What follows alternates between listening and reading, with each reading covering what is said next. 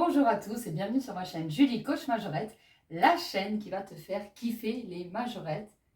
Et pas que, parce que je suis majorette, mais je suis également pin-up. J'ai décidé de reprendre un petit peu cette chaîne que j'avais mis de côté, oubliée, fait une grosse pause, je ne sais pas comment on pourrait dire, mais bref, ça fait très longtemps que je n'ai pas fait de vidéo. Mais j'aimerais vraiment beaucoup reprendre les vidéos sur ma chaîne, que ce soit les vidéos de majorette, mais également vous proposer du contenu pour les pin-up qui commencent à s'assumer dans leur look, ou celles qui sont déjà habillées comme ça depuis plusieurs années comme moi. Je vous ferai des vidéos tuto coiffure, tuto maquillage, bref, tout pour vous aider dans vos looks. Alors c'est parti pour la première vidéo de Mademoiselle Shy. Aujourd'hui, je vais vous apprendre à vous coiffer en mode pin-up, ou du moins je vais vous donner des conseils, des petites astuces qui vont vous permettre de réaliser vos plus belles coiffures. Mon conseil numéro 1, c'est tout simplement de trouver les brosses, les peignes, les accessoires de cheveux qu'on utilisait dans les années 30, 40, 50, peu importe la décennie que vous souhaitez représenter sur vos coiffures. Mon conseil numéro 1, voilà, c'est ça, c'est vraiment de chercher le matériel qu'on utilisait à l'époque. Aujourd'hui, beaucoup de pin-up utilisent les bigoudis, mais ce n'était pas forcément le cas à l'époque. On utilisait pas mal les barrettes plates. C'est d'ailleurs beaucoup moins cher et beaucoup moins encombrant que les bigoudis. Si vous partez en voyage, en vacances, vous n'êtes pas obligé de prendre votre grosse trousse à bigoudis, vous pouvez tout simplement prendre un petit paquet de barrettes. Les barrettes, vous allez en trouver partout dans tous les magasins, toutes les grandes surfaces, tous les supermarchés. Les bigoudis, c'est un petit peu plus compliqué, surtout les bigoudis mousse. Personnellement, j'en ai acheté plusieurs paquets à Intermarché il y a un bon 5-6 ans.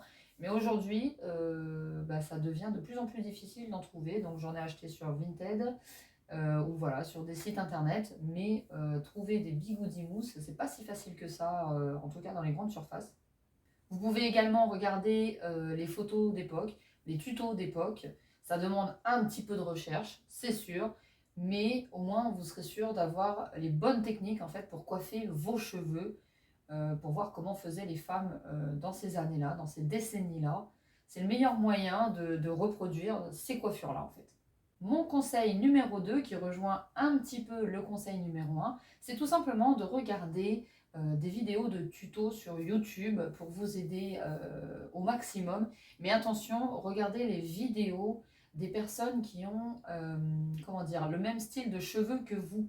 Si vous avez, par exemple, comme moi, les cheveux naturels, ne regardez pas les vidéos des filles qui ont les cheveux colorés, parce que les cheveux colorés ne se coiffent pas de la même manière que les cheveux naturels. Avant d'avoir les cheveux au naturel, je suis passée par gris, rose, bleu, enfin bon bref, j'ai beaucoup décoloré mes cheveux et je peux vous assurer que ce n'est pas du tout la même façon de les coiffer. Je trouve personnellement que c'était plus facile à coiffer quand ils étaient décolorés. Au niveau du crépage, etc., ça tenait beaucoup mieux. Là, ça me demande quand même un petit peu plus d'exercice pour me coiffer aujourd'hui. Pareil, si vous avez les cheveux longs ou justement les cheveux courts, privilégiez les vidéos des filles qui ont les cheveux de la même longueur que vous. Sinon, ça ne sert à rien parce que si vous regardez des vidéos tuto coiffure de filles qui ont les cheveux au carré et vous les avez dans le bas du dos, ça ne va forcément pas donner le même résultat. Mon conseil numéro 3, c'est de faire vos coiffures sur cheveux sales. Je ne pense pas être la première à vous le dire, je ne pense pas faire dans l'originalité en vous disant ça, mais vraiment, c'est un fait. Les coiffures rétro tiennent beaucoup mieux sur cheveux sales. Pourquoi? Tout simplement parce qu'à l'époque, on ne se lavait pas autant les cheveux qu'aujourd'hui. On était plutôt sur un shampoing toutes les 2 semaines, voire tous les mois. Aujourd'hui, on a tendance plutôt à les laver tous les 2-3 jours. Personnellement, je les lave une fois par semaine, c'est largement suffisant pour ma longueur. Mais quand je viens de les laver pendant 2-3 jours, c'est très compliqué de me coiffer. La coiffure que j'ai faite aujourd'hui, nous sommes lundi et j'avais lavé mes cheveux samedi. J'ai eu beaucoup de mal à me coiffer ce matin, pourtant j'avais fait ma pose de bigoudi hier soir, mais ce matin les boucles n'étaient pas géniales, donc j'ai mis un petit snood, comme ceci, et j'ai juste crêpé l'avant, voilà. Mon conseil numéro 4, qui donc termine un petit peu mon conseil numéro 3, comme je viens de vous expliquer, j'ai mis un snood aujourd'hui. J'ai mis un snood également parce que aujourd'hui j'étais dans un endroit où il y avait beaucoup de vent. Voilà, on était en extérieur, j'ai passé la journée sur un événement motard où il y avait beaucoup de vent aujourd'hui. Donc j'ai mis un snood pour éviter de me retrouver avec les cheveux qui volaient dans tous les sens. Mon conseil numéro 4, donc, c'est d'adapter vos coiffures en fonction de là où vous vous rendez. Si vous êtes dans une salle des fêtes ou quelque chose comme ça, qu'il n'y a pas du tout de vent, et surtout que ça fait plusieurs jours que vous avez lavé vos cheveux et qu'ils donc ils sont un petit peu sales, vous allez pouvoir faire la petite mise en pli, la coiffure vraiment typique des pin-up. Par contre, si vous avez les cheveux propres, ça va être très compliqué, comme je vous l'ai dit. Et deuxième exemple, toujours en référence à ma coiffure, aujourd'hui j'ai mis le snood, mais demain je serai en Espagne pour un événement qui demande un dress code tic. Et moi, la coiffure que je vais faire demain, ça va être un poodle. Donc je vais devoir mettre un petit peu plus de lac. Là, aujourd'hui, j'ai le snood, ça ne me demande pas énormément de lac. Si j'avais dû faire ma coiffure vraiment rétro pin-up, je sais que j'aurais été embêtée pour demain pour faire mon petit poodle. Donc, adaptez vos coiffures en fonction des événements auxquels vous participez. Si vous savez que vous avez plusieurs jours d'affilée des événements, essayez voilà, de choisir une coiffure pour le premier jour, une coiffure pour le deuxième jour. Anticipez un petit peu ce genre de choses, ça vous évitera en fait de tout simplement de vous énerver en vous coiffant.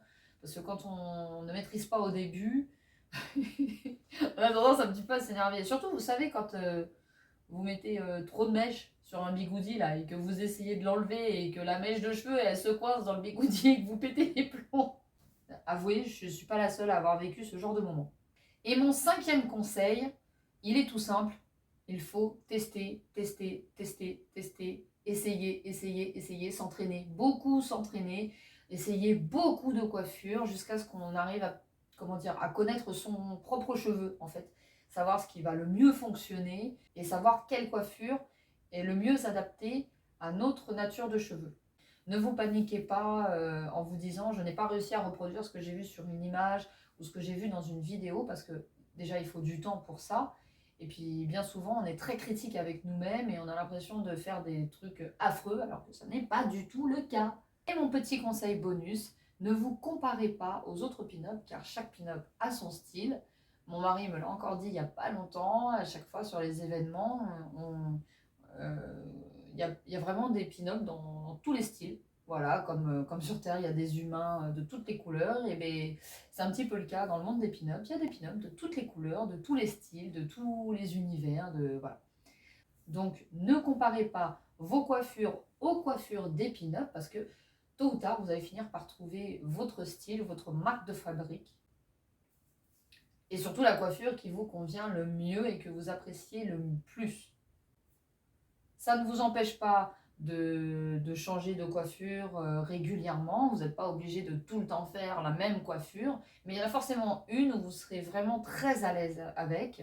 Moi, par exemple, le Page Boy, je n'ai jamais réussi à le faire. Et de toute façon, maintenant, ils sont beaucoup trop longs pour que je puisse le faire, puisque le Page Boy, c'est bien quand on a les cheveux un petit peu un long carré, en fait, aux épaules. Et moi, déjà, ils sont dans le milieu du dos. Donc déjà, voilà, encore un autre conseil, ne tentez pas le Page Boy si vous avez les cheveux longs. Ça ne sert à rien, ça ne fonctionnera pas.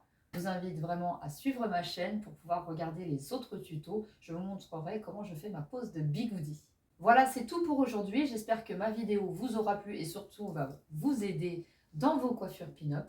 Je vous dis à bientôt sur ma chaîne Julie Coach Majorette.